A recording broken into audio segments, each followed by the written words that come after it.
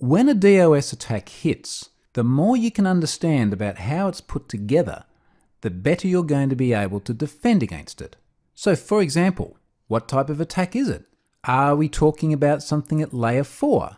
So we looked at attack types such as UDP, TCP, ICMP. Is it a Smurf attack? Conversely, is it higher up the stack? Is it operating at layer 7 and it's targeting the app over HTTP? You're going to defend against these attacks quite differently. And if all you know is that services have degraded and that there's some form of DOS attack, it's going to be really hard to start focusing your efforts on the particular points where you can actually have an impact defending against the attack. Another thing that you're really going to want to know, regardless of what style attack it is where it's coming from. Not only that, but what is it targeting? Because if you understand these two attributes of the attack, you can start to tailor your defenses to either exclude certain sources or focus on how you can reduce the impact on the particular targets. And we'll talk about various ways you can do that as we proceed through the module. One of the other things that you really want to understand about these attacks is if there are any unique signatures to them.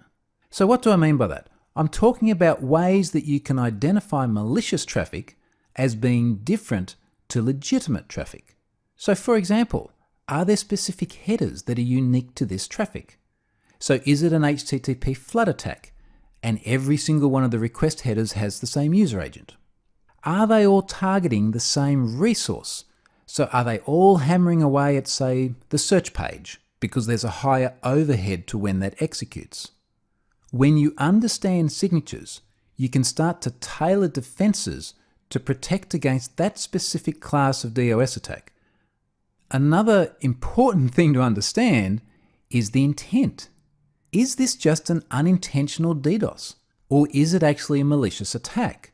I've seen many cases in the past where there's been a sudden massive spike of traffic, and the owners of the site have put it down to a malicious attack, and they've focused on trying to defend against that malice, as opposed to focusing on the root cause, which might simply be a misconfigured service somewhere that's redirecting traffic to the resource which they now think is under attack.